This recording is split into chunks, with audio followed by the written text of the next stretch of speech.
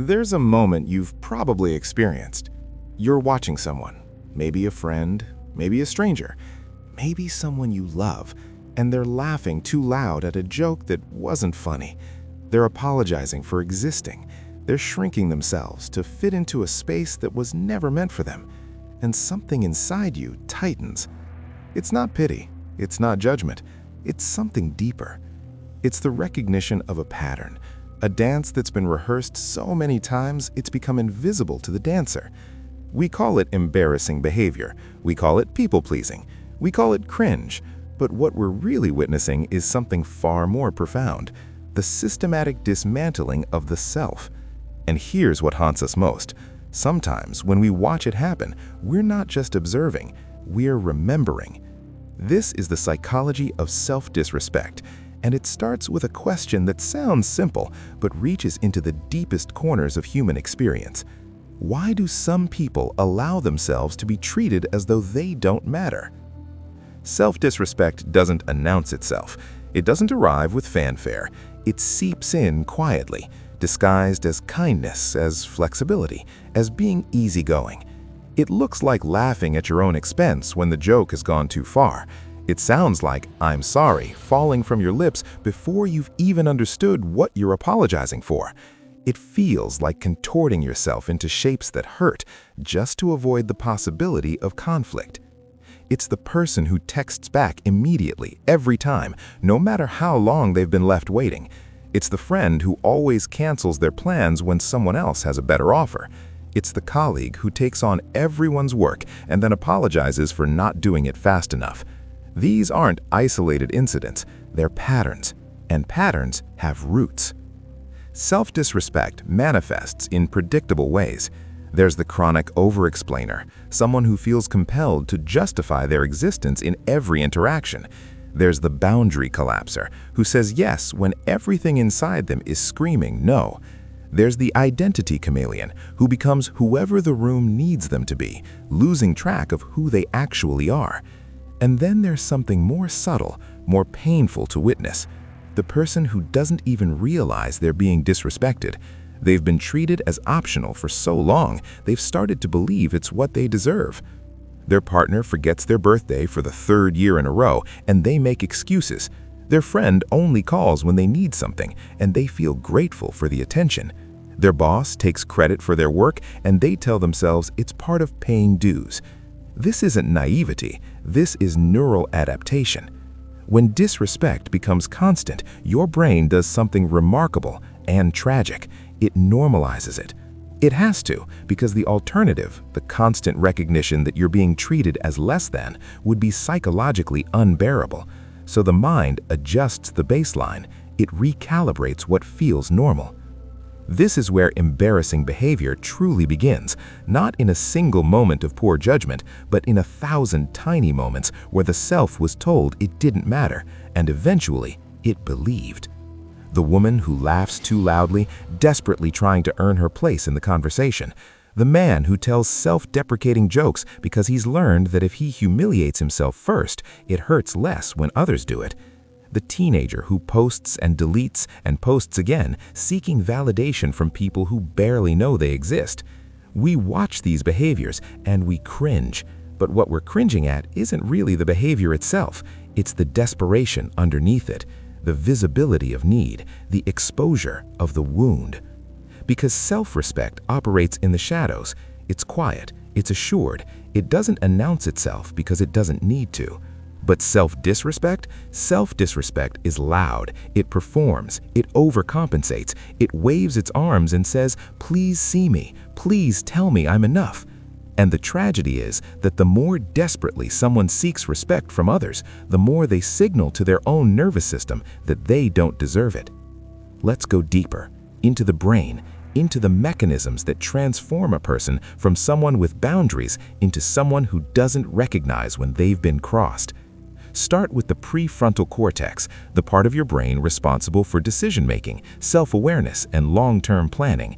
In people with healthy self-worth, this region operates with a particular filter. Does this align with who I am and what I deserve? But in people who've experienced chronic disrespect, particularly early in life, this filter becomes corrupted. The prefrontal cortex becomes hypervigilant for signs of personal inadequacy and nearly blind to evidence of personal value. You could receive 10 compliments and 1 criticism, and your brain will replay the criticism on loop. This isn't weakness, this is neural wiring. Now add the amygdala, your threat detection system. In a healthy state, it fires when you're in danger, triggering the fight or flight response. But when someone experiences repeated emotional violations, being dismissed, ignored, belittled, the amygdala faces a paradox. The threat isn't a predator you can run from, it's a parent who's supposed to love you, a partner who sometimes treats you like you're everything and sometimes like you're nothing, a social group that includes you only when it's convenient. The amygdala tries to sound the alarm, but there's nowhere to go, so eventually it stops alarming, it desensitizes. This is learned helplessness, and it's devastating. Learned helplessness was first discovered in experiments where animals were subjected to inescapable stressors. Eventually, even when escape became possible, they stopped trying. They had learned at a neurological level that their actions didn't matter. In humans, this manifests as a kind of psychological surrender. The person stops defending their boundaries because their brain has concluded that defense is futile. They don't even recognize the boundary violations anymore because recognition would require acknowledging that something could be different, and that hope, that dangerous hope, is what the brain is trying to protect them from. This brings us to trauma bonds and the neurochemistry of confusion. When someone treats you poorly most of the time, but occasionally treats you well, your brain doesn't register this as inconsistency, it registers it as a puzzle to solve. And dopamine, the neurotransmitter associated with reward and motivation, surges not when you're treated well consistently, but when you're treated well unpredictably. This is intermittent reinforcement, and it's the psychological mechanism behind slot machines, abusive relationships, and breadcrumbing. The unpredictability creates a dopamine hit that makes the good moments feel transcendent and the bad moments feel like obstacles to overcome rather than reasons to leave. Your brain literally becomes addicted to the hope of better treatment, even as the evidence suggests it will never consistently arrive. Now let's talk about the fawn response. Most people know about fight, flight, and freeze, but there's a fourth trauma response that's less discussed and more insidious: fawn. Fawning is the instinct to appease, to please, to become what the threat needs you to be in order to survive. It's the child who learns that being agreeable keeps the parent calm. It's the partner who becomes a mirror, reflecting back whatever will prevent conflict. It's the employee who absorbs everyone's stress because making others comfortable feels safer than asserting their own needs. The fawning response isn't conscious. It's a survival strategy that gets wired in when fighting back isn't possible, fleeing isn't an option, and freezing makes you more vulnerable. So you become useful, you become nice, you become whatever prevents harm. And here's the cruelest part. Fawning often works in the short term. It reduces immediate threat. But in the long term, it teaches your nervous system that your survival depends on your ability to dissolve yourself. Layer onto this the impact of early attachment wounds. If your caregivers were inconsistent, emotionally unavailable, or conditional with their love, your developing brain drew a conclusion: love is something I have to earn, and I might not be worthy of earning it. This becomes your operating system. You don't pursue relationships where you're valued. You pursue relationships where you have to prove your value, because that's what love feels like to you. That's what feels like home. And then there's shame. Not guilt. Shame says, I am bad. Shame loops are self-reinforcing cycles. You believe you're unworthy, so you accept poor treatment, which confirms your unworthiness, which makes you more likely to accept poor treatment. The loop tightens. The identity fragments. Over time, you stop asking, why are they treating me this way? And start asking, what's wrong with me that I deserve this? And once that question takes root, self-disrespect doesn't feel like a choice anymore. It feels like honesty. Now let's talk about why watching this happen to someone else can feel so unbearable. You're scrolling through social media and you see someone posting desperate, overly affectionate comments on their partner's page while that partner barely acknowledges them. You feel something twist in your chest. You're at dinner and a friend is telling a story about how their boss humiliated them in a meeting and they're laughing it off, and you can't laugh with them. You feel uncomfortable, almost angry. You're watching someone perform, metaphorically or literally, trying so hard to be liked that you can see the effort, and it makes you want to look away. This is secondhand embarrassment. But it's not just cringe. It's a complex psychological phenomenon rooted in how our brains are wired for connection. Enter mirror neurons, specialized brain cells that fire both when you perform an action and when you observe someone else performing that action. They're why you wince when you see someone stub their toe. They're why you smile when you see a baby laugh. They're the neurological basis of empathy. When you watch someone disrespect themselves, your mirror neurons simulate that experience in your own brain. You're not just observing their humiliation. On a neural level, you're feeling it. But there's a distinction we need to make here: emotional empathy versus cognitive empathy. Emotional empathy is feeling what someone else feels. Cognitive empathy is understanding what someone else feels without necessarily experiencing it yourself. When we feel secondhand embarrassment, we're often experiencing emotional empathy that hasn't been modulated by cognitive distance. We're feeling their shame without the protective buffer of perspective. And here's where it gets complicated. Sometimes what we're feeling isn't even about them, it's about us. Psychologists call this projection. When you watch someone behave in ways that compromise their dignity, you might be unconsciously recognizing patterns you've engaged in yourself.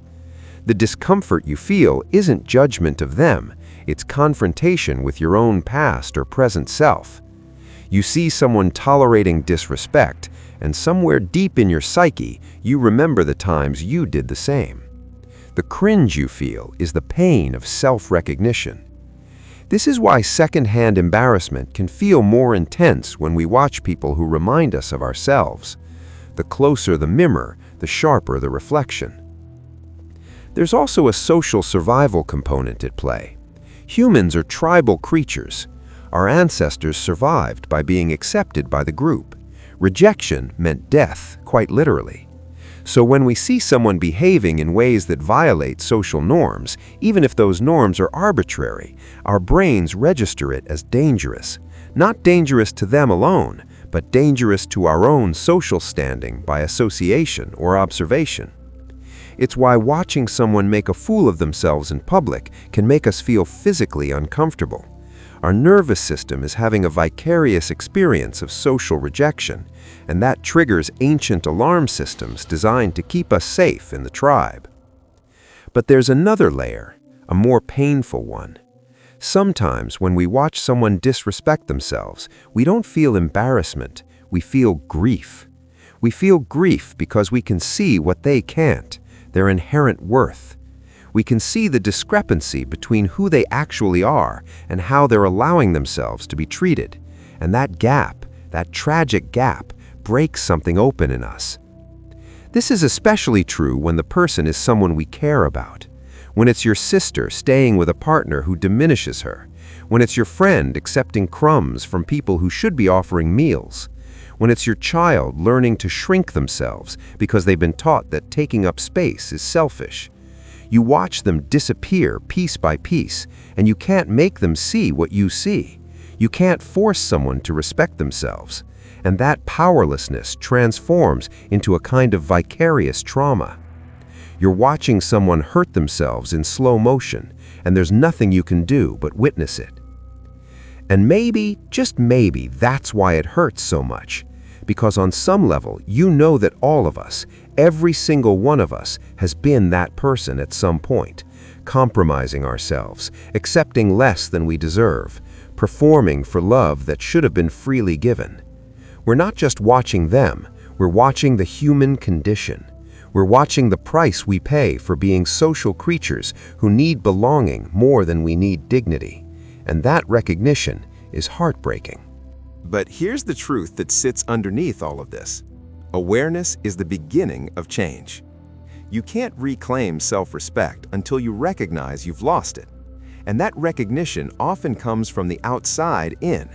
Someone mirrors back to you how you're being treated, and for the first time, you see it clearly. Or you hit a breaking point. The nervous system can only tolerate so much incongruence between who you are and how you're being treated before something cracks. And sometimes, that crack is the opening where light gets in. Recovery from self-disrespect isn't a single moment, it's 1,000 small reclamations. It's the first time you say no without explaining, the first time you let silence sit where you would have filled it with apologies, the first time you walk away from someone who treats you as optional and don't look back. It's retraining your prefrontal cortex to recognize your own value. It's teaching your amygdala that you are safe enough to defend your boundaries. It's breaking the intermittent reinforcement cycle by choosing consistent respect over occasional intensity. It's learning that fawning kept you safe once, but it's keeping you small now, and you are allowed to outgrow your survival strategies. The neural pathways that led you to accept disrespect were carved through repetition, but neuroplasticity works both ways. New pathways can be carved through new repetitions. Every time you honor yourself, you're building a new road in your brain. Every time you choose differently, you're proving to your nervous system that another way is possible. And here's what's remarkable. The people who successfully reclaim self-respect often describe it the same way, not as becoming someone new, but as remembering who they were before they learned to shrink. The self-respect was always there. It just got buried under layers of adaptation, survival, and the desperate need to belong. The work isn't becoming worthy, it's recognizing that you always were. If you've watched this and felt something stir inside you, recognition, discomfort, grief, that's not an accident. This isn't abstract psychology. This is the story of how we lose ourselves and, if we're fortunate, how we find our way back. The person who laughs too loudly isn't broken. The friend who accepts breadcrumbs isn't weak. The colleague who can't say no isn't a pushover. They're people whose nervous systems learned to survive in environments that didn't honor them, and they're doing the best they can with the wiring they were given. But here's the gift hidden in all of this. The moment you can name the pattern, you're already beginning to break it. The moment you can see how you've been treating yourself, you've created the space to choose differently. And the moment you recognize that secondhand embarrassment or grief you feel when watching others isn't judgment, it's love trying to break through. You've opened the door to compassion, for them and for yourself. You deserve to take up space. You deserve relationships where respect isn't conditional. You deserve to stop performing for love and start receiving it. And if no one has told you that in a while, or ever, let this be the moment you hear it. Your inherent worth isn't up for debate. It never was. The only question is, when will you start living like you believe it? Thank you for watching. Subscribe to keep exploring the fascinating patterns of the human mind, because every action has a hidden motive. Pick your next video and let's decode it together.